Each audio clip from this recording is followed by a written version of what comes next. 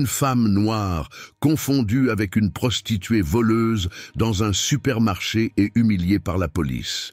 Ils ne s'attendaient pas à ce que sa véritable identité change tout leur monde. Comment en est-on arrivé là? Restez avec nous pour découvrir la fin inattendue de cette histoire étonnante.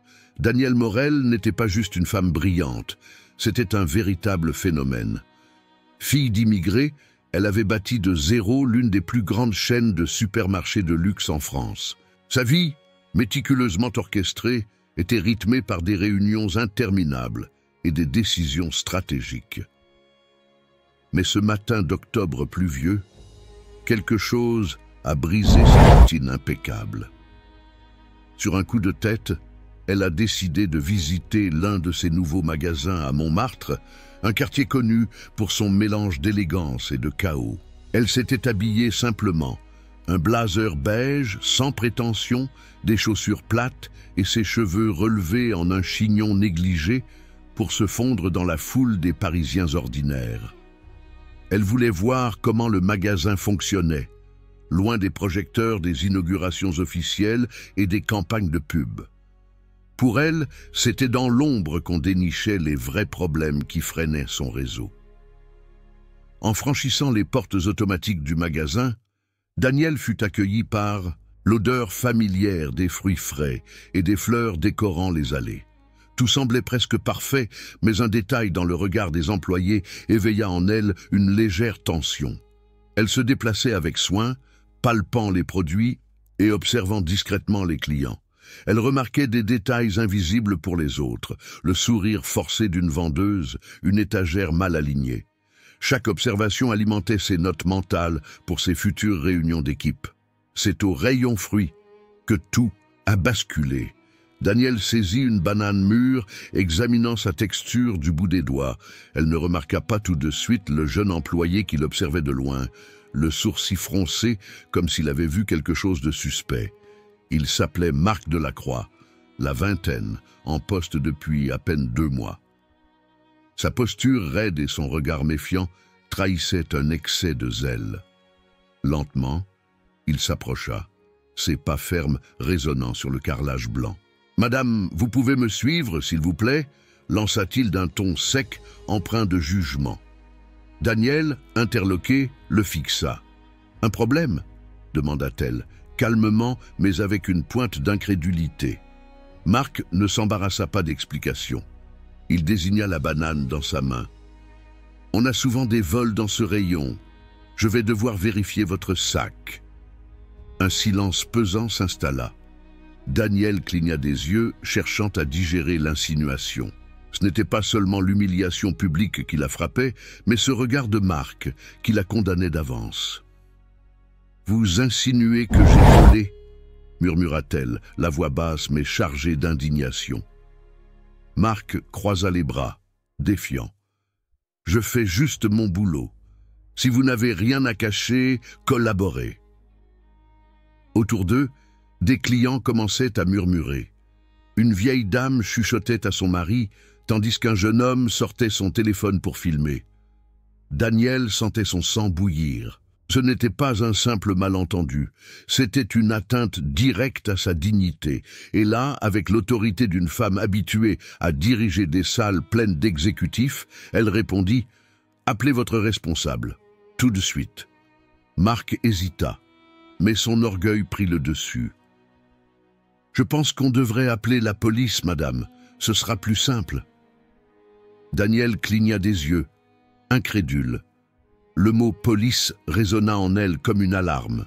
Elle posa la banane sur l'étal et s'apprêtait à protester quand des mains fermes saisirent son bras. 2 policiers, arrivés en un éclair, étaient déjà là. « Madame, veuillez nous suivre au commissariat », dit l'un d'eux, ignorant toute tentative d'explication. Escortée hors du magasin sous les flashs des téléphones et les chuchotements des clients, Danielle comprit que sa tentative de discrétion avait viré au cauchemar.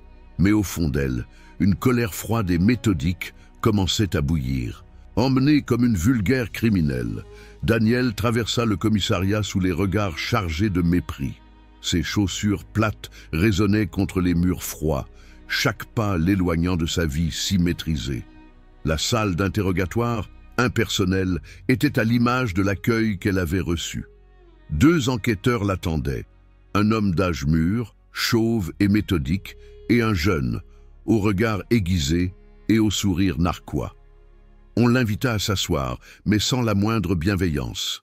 L'enquêteur le plus âgé entama son questionnaire d'un ton sec. « Non ».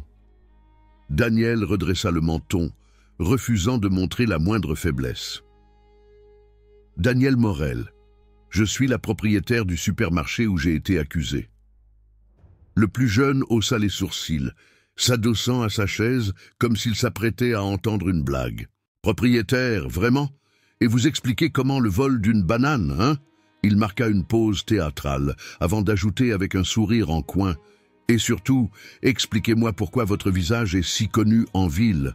Vous êtes bien Juliette Lastrange, pas vrai? Celle qui piège les vieux, fait des passes et les dépouille après. Combien de portefeuilles et de téléphones sont passés dans vos mains ?» Daniel resta immobile. L'accusation était si grotesque qu'il lui fallut quelques secondes pour réagir. Lorsqu'elle trouva enfin sa voix, son ton était ferme, teinté d'un mélange d'indignation et de mépris. « C'est absurde. Qui que soit cette Juliette Lastrange, ce n'est pas moi. Vous faites une erreur monumentale. » Le plus âgé ne réagit pas, continuant d'écrire comme si elle n'avait rien dit. Le jeune, lui, semblait savourer la situation. « On a des témoignages, des vidéos, des descriptions, même taille, même couleur de cheveux, même style vestimentaire.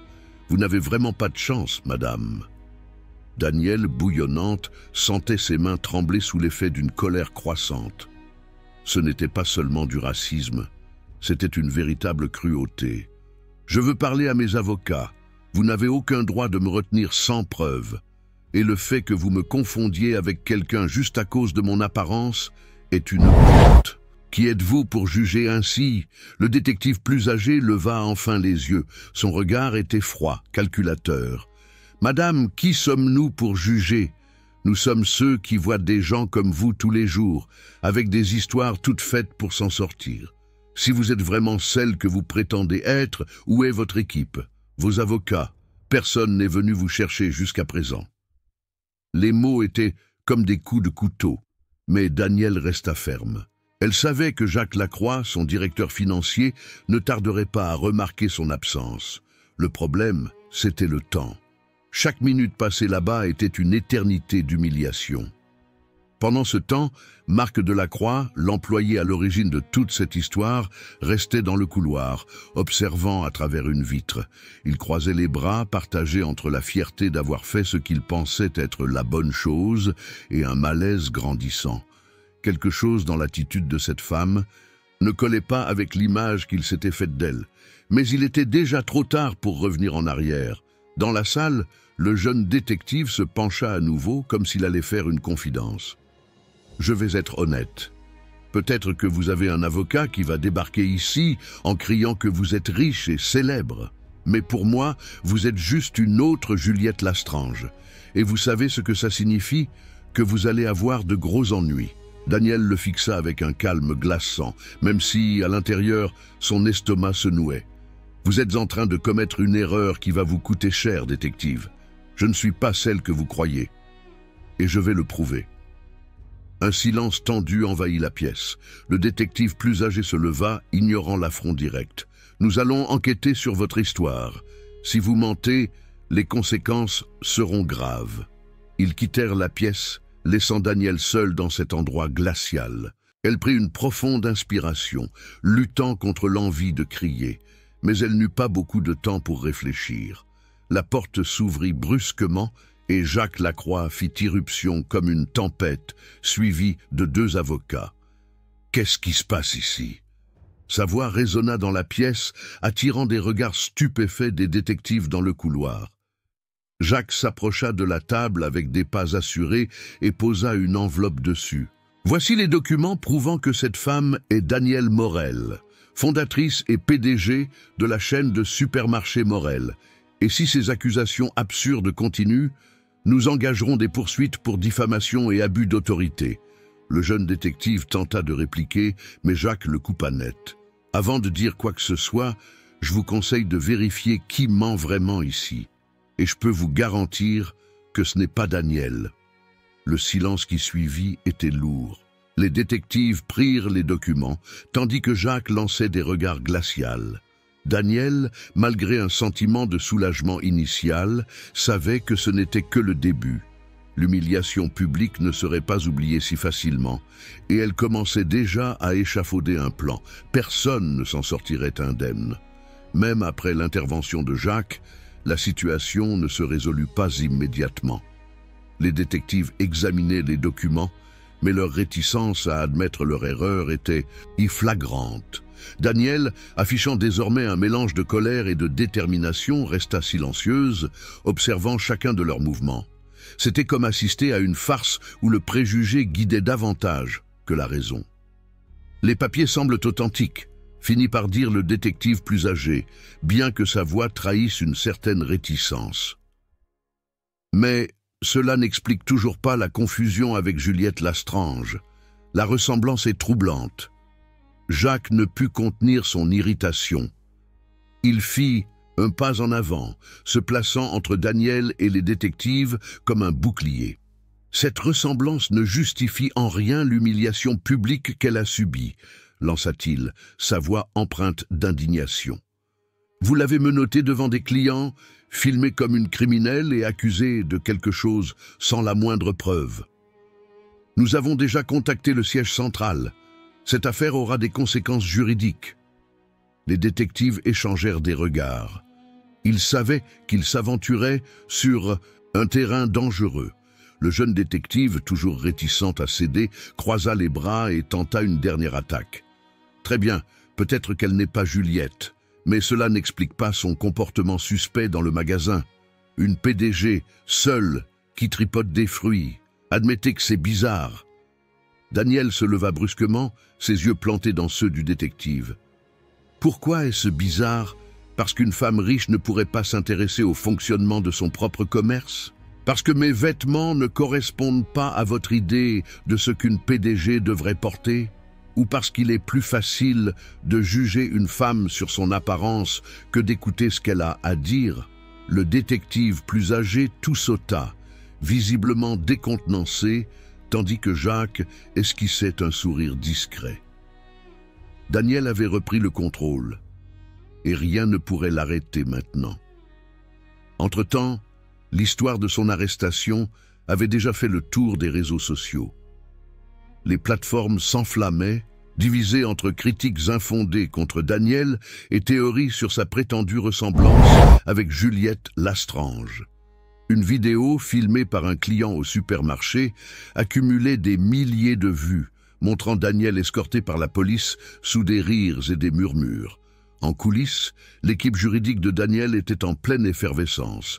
Des avocats contactaient des médias pour exiger des rectifications, tandis que d'autres mobilisaient des personnalités influentes pour faire pression sur les autorités.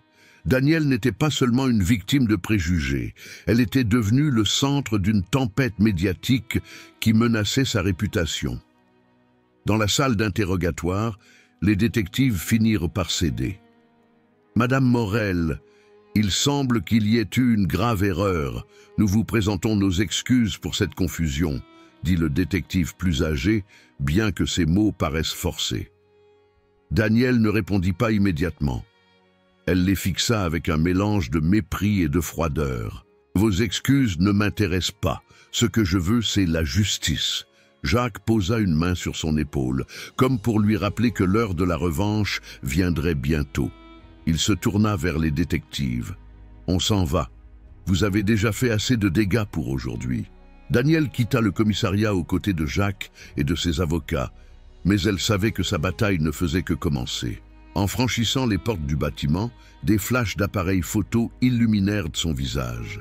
Des journalistes l'attendaient, lançant des questions auxquelles elle ne répondit pas, la tête haute, en silence.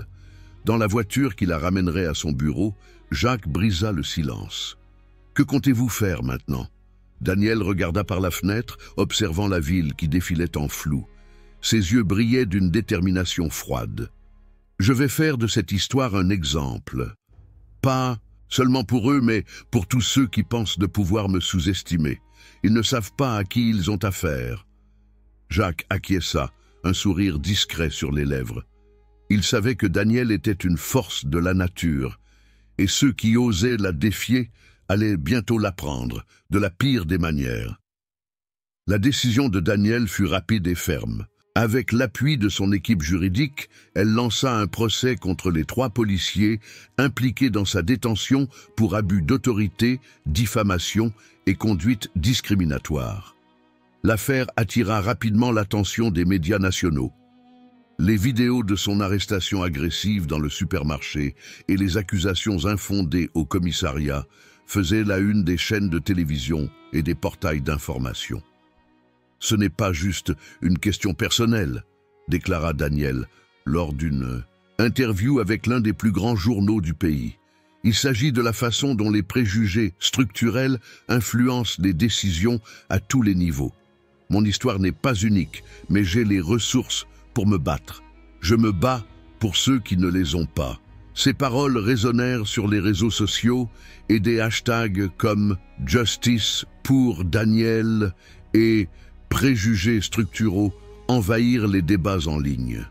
De nombreux mouvements antiracistes et organisations de défense des droits humains exprimèrent leur soutien, amplifiant la pression sur les autorités.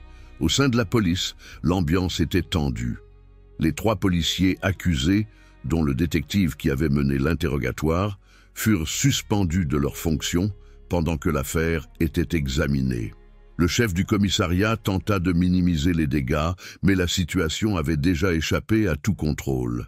Des messages racistes, échangés en privé par les policiers et révélés anonymement, aggravèrent encore leur cas. « Ce n'est pas une question de qui elle est », disait l'un de ces messages attribués aux jeunes détectives. « Elles sont toutes pareilles.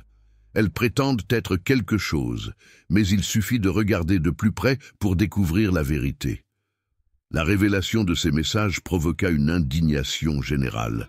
Des manifestants envahirent les rues de Paris, exigeant une réforme des protocoles policiers et des sanctions exemplaires contre les coupables. Daniel, cependant, refusa de faire davantage de déclarations. Pour elle, l'affaire se réglait là où elle devait être, devant la justice. Quelques semaines plus tard, le verdict tomba. Les policiers furent officiellement suspendus et convoqués à un procès disciplinaire, avec un risque élevé d'être définitivement radiés. Pendant ce temps, le nom de Daniel devint un symbole de résistance et de courage face à un système rongé par les inégalités. Mais malgré cette victoire judiciaire, Daniel savait que la vraie bataille se jouait chez elle, dans la chaîne de supermarchés qu'elle avait elle-même bâtie. Après le scandale, Daniel convoqua une réunion avec son conseil d'administration pour discuter des prochaines étapes. La salle était pleine d'exécutifs nerveux, tous conscients que la PDG était furieuse et déterminée à prendre des mesures radicales. En entrant, Daniel alla droit au but, sans détour. « Nous avons un problème bien plus grand qu'un incident isolé. Cette affaire a montré que les préjugés ne sont pas seulement dans la société en général. Ils sont aussi dans notre entreprise, et ça doit changer, tout de suite. » Elle dévoila des enregistrements de caméras de sécurité et des rapports internes montrant une série d'incidents discriminatoires dans ses magasins. Des employés noirs traités de manière irrespectueuse par des managers blancs, des clients noirs suivis dans les rayons comme s'ils étaient suspects. C'était un schéma clair, et Daniel n'était plus disposé à le tolérer. « Je refuse que mon entreprise soit le reflet d'une société qui exclut et marginalise », déclara-t-elle en regardant directement les actionnaires. « À partir d'aujourd'hui, nous allons licencier tous les employés blancs de nos magasins.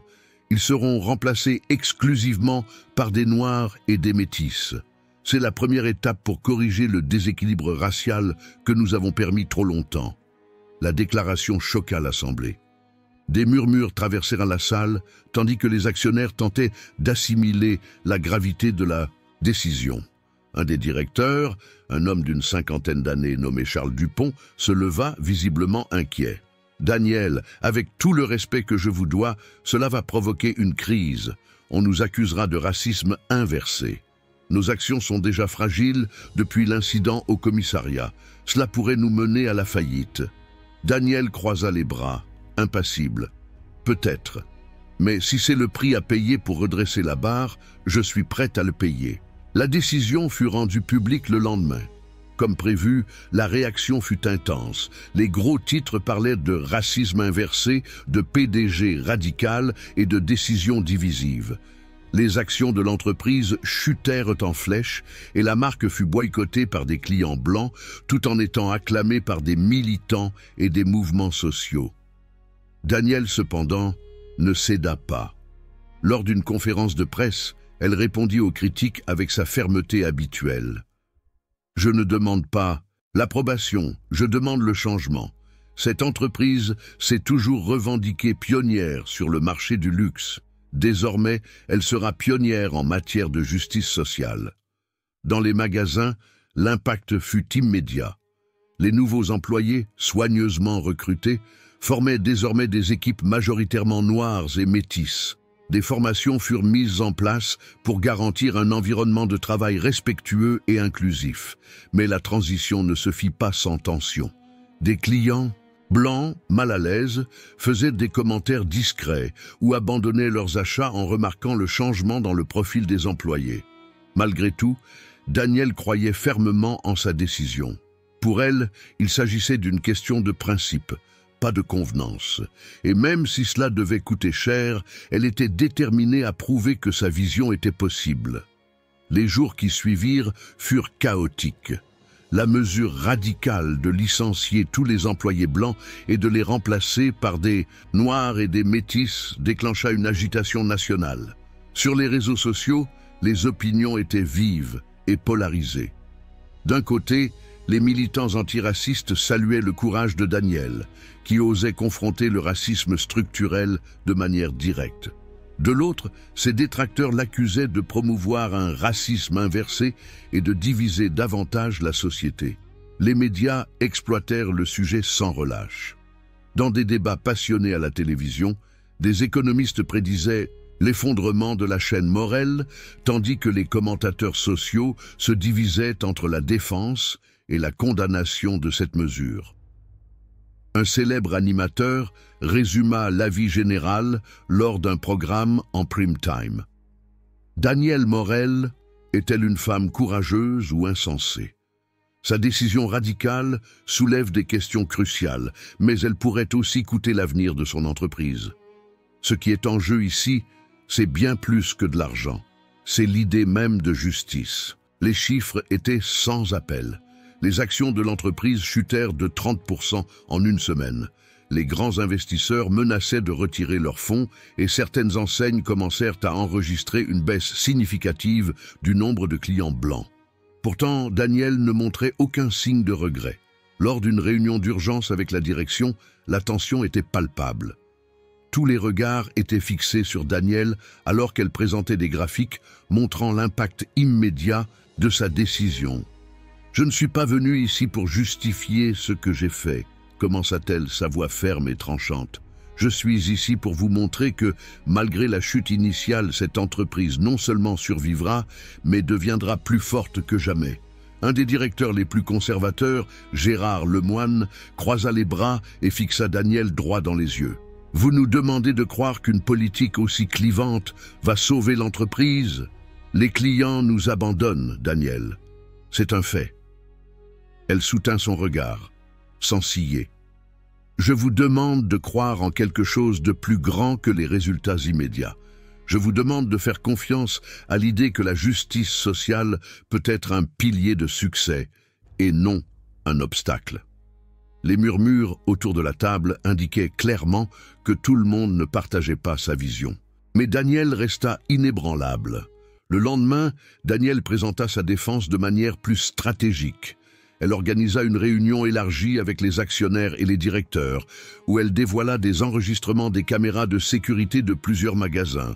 Les vidéos montraient des scènes choquantes, des managers blancs ignorant les demandes des employés noirs, des clients noirs suivis par des agents de sécurité, des employés noirs traités de façon grossière. « Voilà, dit-elle en et pointant l'écran, alors que la vidéo s'arrêtait sur une scène particulièrement gênante. C'est ce que nous permettons en maintenant le statu quo. Si vous trouvez ma décision drastique, demandez-vous pourquoi ces comportements ont été ignorés pendant si longtemps. Les murmures s'éteignirent. L'impact des preuves était indéniable. Même les directeurs les plus critiques ne pouvaient nier la gravité de ce qu'ils venaient de voir. Daniel continua, sa voix s'intensifiant à chaque mot. Nous ne faisons pas face à une crise de réputation, nous faisons face à une crise d'identité. Cette entreprise ne peut pas se dire luxueuse ou innovante tout en tolérant des attitudes aussi archaïques. Un des actionnaires se leva, ajustant ses lunettes avant de parler.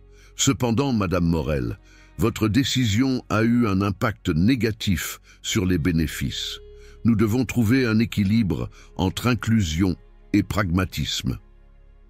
Daniel inspira profondément, réprimant l'envie de répondre avec colère.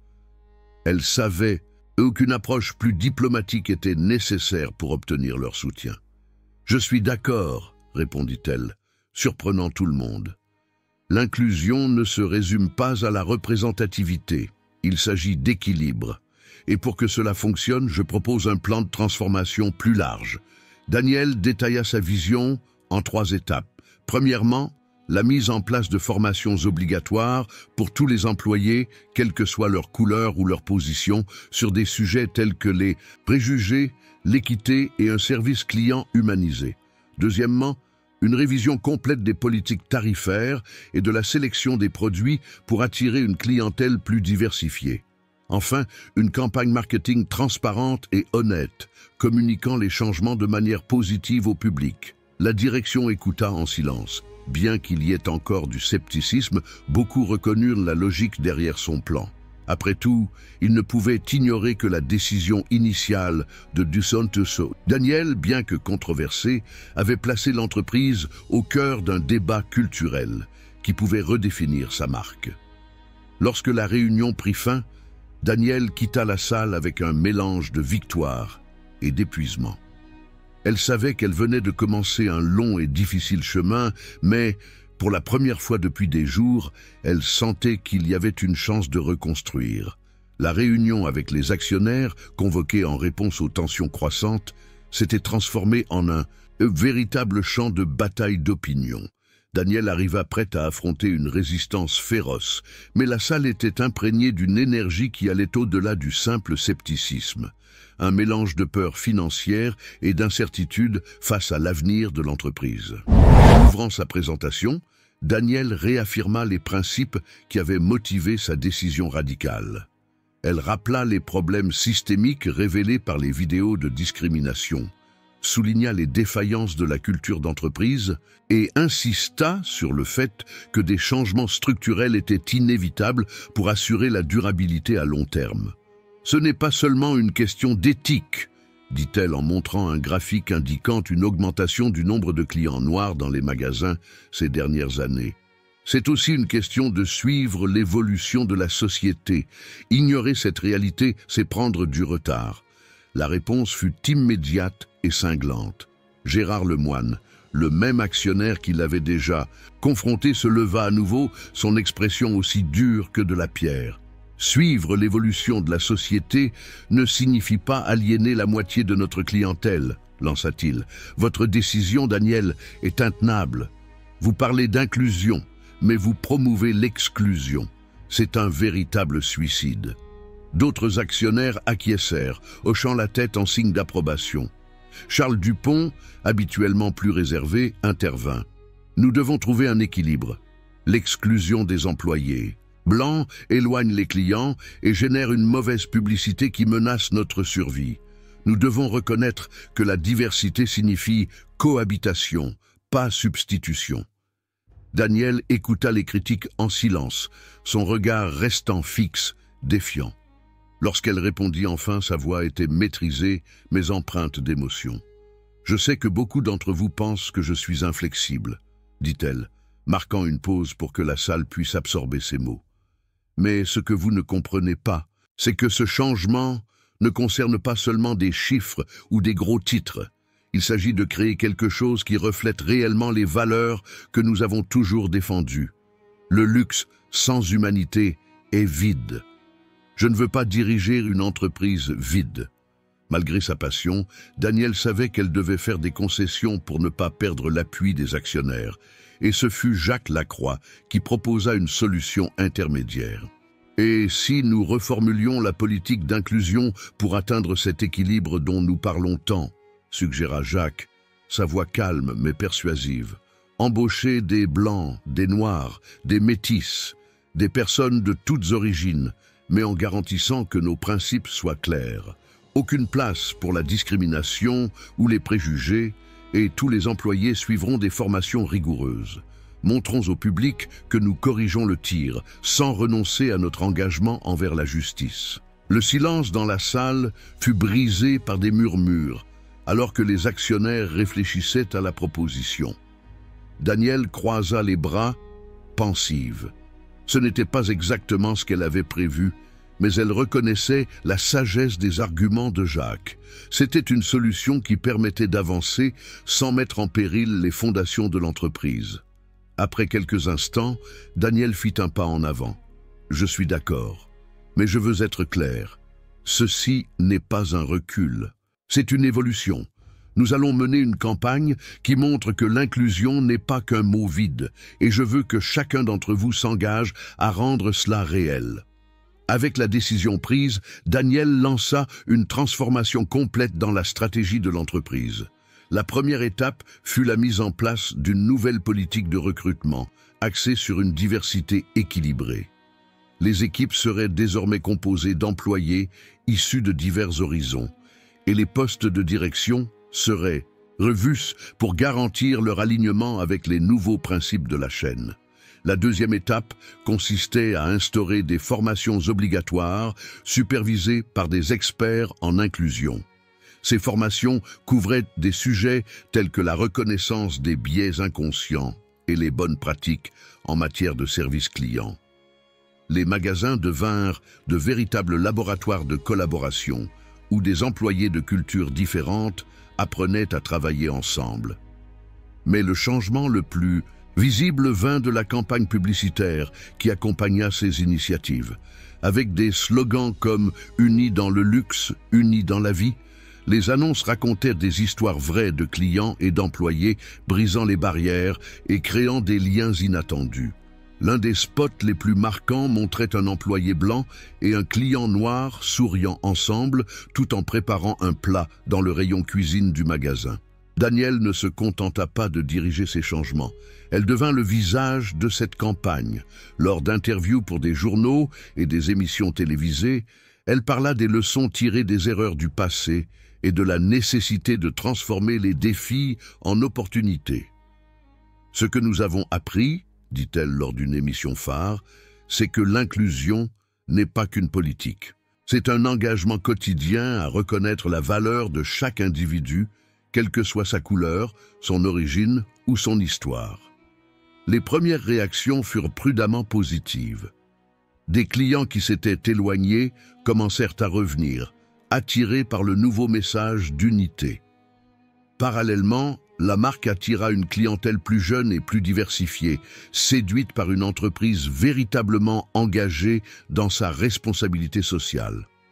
Dans les semaines suivant la mise en œuvre des nouvelles et politiques et le lancement des campagnes, des signes clairs indiquèrent que l'approche équilibrée de Daniel portait ses fruits. Le mouvement initial de boycott s'essouffla alors que le message d'inclusion et de renouveau se répandait, se transformant en une histoire de rédemption et de progrès. Les magasins, qui avaient connu une baisse de fréquentation, commencèrent à voir revenir un flux constant de clients, cette fois avec une clientèle visiblement plus variée. La publicité joua un rôle crucial dans ce revirement. Le spot mettant en lumière des histoires authentiques de connexion entre employés et clients devint viral, largement partagé sur les réseaux sociaux. Les commentaires de soutien commencèrent à affluer sous les publications de l'entreprise. Enfin, une marque qui comprend vraiment la diversité. Merci de montrer l'exemple. Tout le monde fait des erreurs, mais l'important, c'est d'apprendre et de se transformer. Bravo à la chaîne Morel pour ce courage. Dans les magasins, les transformations étaient palpables. Des fresques colorées arborant des phrases comme « Ici, tout le monde est le bienvenu » décoraient les couloirs et des événements thématiques célébraient diverses cultures et traditions. Dans une boutique du quartier de Belleville, par exemple, un festival africain attira des centaines de clients avec de la musique live et des dégustations de plats typiques. Daniel prit soin de visiter personnellement plusieurs magasins pour observer l'impact des changements. Dans l'un d'eux, une employée récemment embauchée l'aborda, les larmes aux yeux. « Madame Morel, je voulais juste vous dire merci. Travailler ici m'a permis de croire qu'on peut me voir au-delà de ma couleur ou de mes origines. » Daniel répondit avec un sourire chaleureux, posant une main sur l'épaule de la jeune femme. « Vous n'avez pas à me remercier. Ce sont des personnes comme vous qui nous aident à construire quelque chose de meilleur. » Les chiffres reflétaient également l'impact positif. Les ventes, qui avaient chuté drastiquement, s'étaient stabilisées et commençaient à remonter.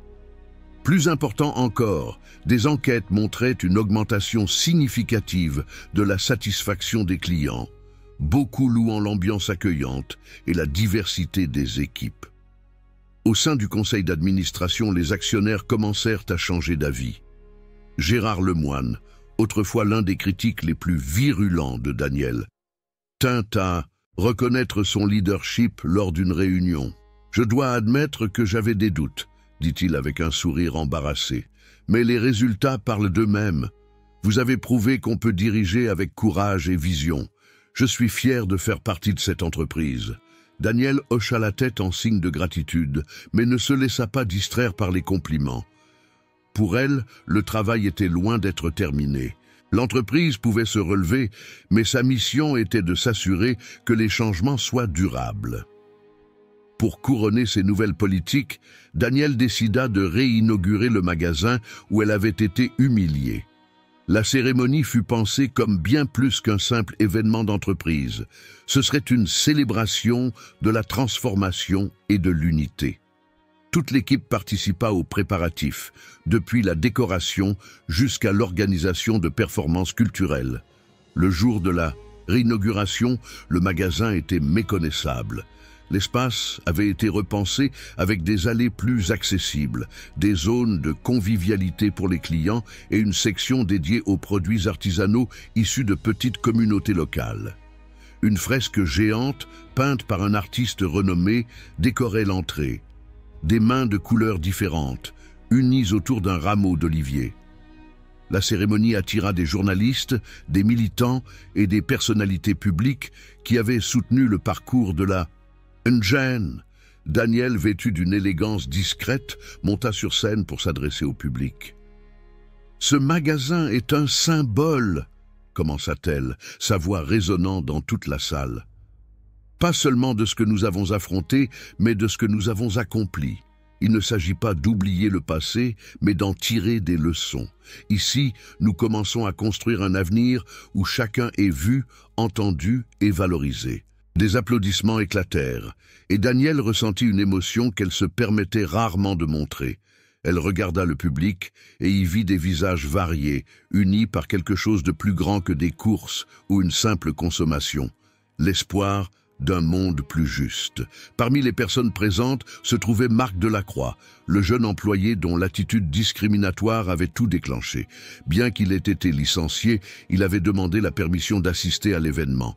Après le discours de Daniel, il s'approcha d'elle, visiblement ému et les yeux baissés. « Madame Morel, je ne sais pas comment m'excuser, » commença-t-il, la voix tremblante. « Je sais que je suis responsable de beaucoup de ce qui s'est passé, et je n'attends pas de pardon, mais je voulais vous dire que j'ai appris de mes erreurs. » Daniel le regarda longuement, réfléchissant. Finalement, elle tendit la main. Reconnaître ses erreurs est la première étape pour changer. Utilisez cette leçon pour faire quelque chose de bien à l'avenir.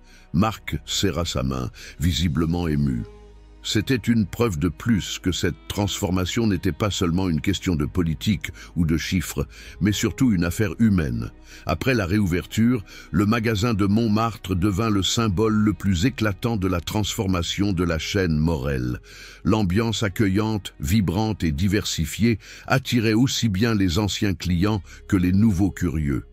Le succès de l'événement, associé à une résonance médiatique positive, marqua un tournant pour la reprise de l'entreprise. Mais pour Daniel, ce parcours avait encore une dimension personnelle à achever. Quelques semaines plus tard, Claire Lemoine, l'ancienne gérante du magasin, contacta Daniel pour demander un rendez-vous. Claire avait été suspendue immédiatement après l'incident, mais durant cette période, elle avait longuement réfléchi à ses actions et omissions. Maintenant, elle souhaitait s'expliquer. La rencontre eut lieu dans un petit café de Montmartre, loin des caméras et de l'agitation médiatique. Claire arriva visiblement nerveuse, ajustant son écharpe en s'asseyant à la table. « Daniel, merci d'avoir accepté de me voir », commença-t-elle, évitant le regard direct. « Je sais que je n'ai pas d'excuses pour ce qui s'est passé, mais j'avais besoin de vous présenter mes excuses. J'aurais dû agir. J'aurais dû comprendre la gravité de la situation. Au lieu de cela, je suis restée silencieuse. » Daniel, avec une expression calme, la laissa parler sans l'interrompre. Une fois Claire terminée, elle inspira profondément avant de répondre. « Claire, ce qui s'est passé dans ce magasin était le reflet de quelque chose de bien plus grand que vous ou moi, » dit Daniel, d'une voix ferme mais sans hostilité. « Mais, comme vous l'avez dit, le silence est un choix, et les choix ont des conséquences. » Claire acquiesça, visiblement encore plus mal à l'aise. « Je sais que j'ai échoué, et je ne m'attends pas à être réintégrée dans l'entreprise. Je voulais simplement que vous sachiez que je suis prête à apprendre et à changer. Ce que vous avez fait pour la chaîne m'a fait comprendre combien nous devons évoluer, individuellement et collectivement. » Daniel se pencha légèrement en avant, fixant Claire dans les yeux. « Grandir en tant que société commence avec chacun de nous. Vous avez commis des erreurs, mais vous êtes ici aujourd'hui pour les reconnaître. C'est déjà une étape importante. Je ne veux pas que quiconque porte seul le poids d'être le coupable. Mais je veux que vous preniez cela comme une leçon pour ne jamais le reproduire. » Claire, émue, la remercia sincèrement. Tiens. Pour Daniel, cette rencontre n'était pas seulement un acte de réconciliation, mais un exemple vivant de sa philosophie. La transformation ne devait pas uniquement punir, mais aussi éduquer et construire. Quelques jours après cet échange, Daniel organisa une réunion générale avec les managers et les employés clés de la chaîne. C'était l'occasion de réaffirmer les valeurs de l'entreprise et de célébrer le chemin parcouru. L'événement eut lieu dans un grand auditorium, avec une scène décorée de manière simple mais élégante. Toute l'équipe était présente, des nouveaux employés aux vétérans qui avaient traversé les défis initiaux aux côtés de Daniel. Sous des applaudissements chaleureux, la PDG monta sur scène et commença son discours. Aujourd'hui, nous sommes ici non seulement pour célébrer les changements que nous avons apportés, mais pour reconnaître le travail et le dévouement de chacun d'entre vous, dit-elle, sa voix empreinte de gratitude.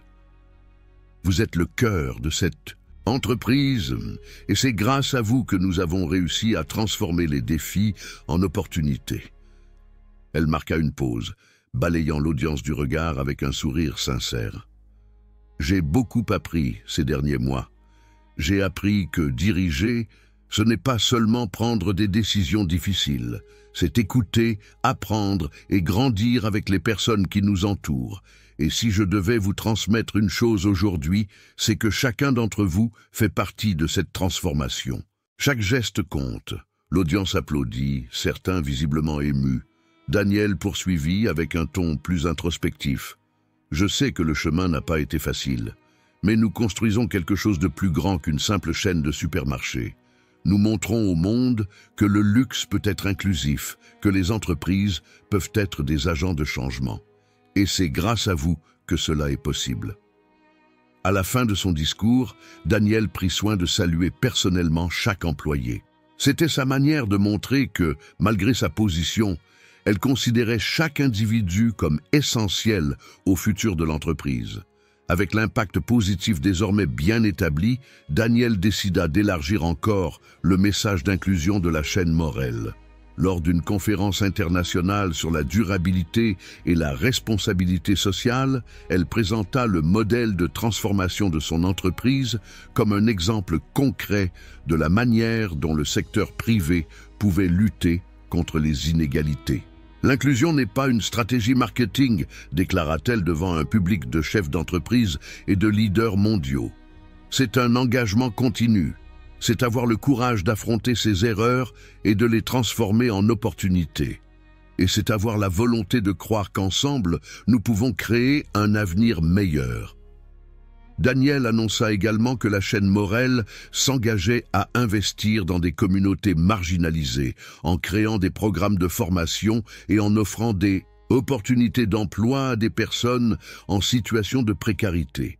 Ce fut une étape supplémentaire qui solidifia l'image de l'entreprise comme une référence mondiale en matière de responsabilité sociale. L'initiative fut saluée internationalement et d'autres entrepreneurs commencèrent à adopter des politiques inspirées du modèle de Daniel. Elle avait transformé une crise personnelle en un mouvement global. L'impact de l'histoire de Daniel Morel et de sa chaîne de supermarchés dépassa rapidement les frontières de la France. Son parcours, de l'humiliation publique à la révolution d'entreprise, se propagea à travers le monde. Des journaux internationaux comme The New York Times et The Guardian mirent en avant son courage à affronter les préjugés structurels, tandis que des magazines économiques la plaçaient parmi les leaders les plus influentes de l'année. Le cas de Daniel Morel prouve que le succès ne repose pas uniquement sur les bénéfices, mais sur des valeurs, écrivit un chroniqueur du Financial Times. Son approche montre que les entreprises qui choisissent un chemin éthique peuvent prospérer sur le long terme. La chaîne Morel devint un exemple mondial de la manière dont inclusion et diversité peuvent s'intégrer au marché du luxe. Au-delà des changements internes, Daniel élargit ses initiatives à l'extérieur de l'entreprise. Elle lança une fondation dédiée à la formation des jeunes issus de communautés marginalisées, proposant des cours et professionnels, des bourses d'études et des programmes de mentorat. La première filiale internationale de la chaîne, ouverte à Dakar, au Sénégal, symbolisait cet engagement. Le magasin avait été conçu pour mettre en valeur la culture locale, de l'architecture au choix des produits. Lors de l'inauguration, Daniel prononça un discours rempli d'émotion. « Ce que nous avons commencé en France ne s'arrête pas ici. Notre objectif est de bâtir un modèle d'entreprise qui valorise les histoires et les talents de chaque endroit où nous nous implantons. » Ce magasin à Dakar est une étape dans ce chemin. La filiale fut un succès immédiat, attirant non seulement des consommateurs locaux, mais aussi des touristes curieux de découvrir la vision innovante de la marque. D'autres ouvertures dans des pays comme le Brésil, l'Afrique du Sud et l'Inde étaient prévues, toujours avec la même philosophie, s'adapter aux cultures locales et promouvoir l'inclusion. Quelques années plus tard, l'histoire de Daniel Morel s'était déjà imposé comme un tournant dans la lutte contre les préjugés en milieu professionnel. La chaîne Morel continuait de prospérer, désormais reconnue non seulement pour ses produits de luxe, mais aussi pour sa contribution sociale et culturelle. Daniel, toujours à la tête de l'entreprise, commença toutefois à déléguer davantage, préparant un nouveau chapitre de sa vie. Un après-midi paisible, assise dans un café à Montmartre, Daniel repensait à tout ce qu'elle avait traversé. L'endroit où sa plus grande bataille avait commencé n'était plus qu'un rappel de sa force et de sa détermination. Un jeune serveur la reconnut et, timidement, s'approcha. « Madame Morel, je peux vous dire quelque chose ?» demanda-t-il, tenant son plateau avec nervosité. « Ma mère travaille dans le magasin de Belleville. Grâce à vous, elle a trouvé un emploi qui a changé nos vies. Merci. » Daniel sourit, touché. « Vous n'avez pas besoin de me remercier. Continuez simplement à croire que les changements sont possibles et inspirez les autres à faire de même. Alors qu'elle observait le mouvement de la ville, Danielle ressentit une profonde sérénité. Son héritage ne se mesurait pas seulement en bâtiments ou en chiffres, mais dans les vies qu'elle avait touchées et transformées. C'était un avenir qui, des années plus tôt, semblait inimaginable. Mais elle l'avait construit pierre après pierre, avec résilience et espoir. C'est l'histoire de Danielle Morel, une femme qui a affronté les préjugés de front et transformé sa douleur en un mouvement mondial pour l'inclusion et l'égalité. Partagez cette histoire et inspirez d'autres à croire en la possibilité du changement. Cliquez sur la vidéo suggérée pour continuer cette aventure d'apprentissage et de transformation.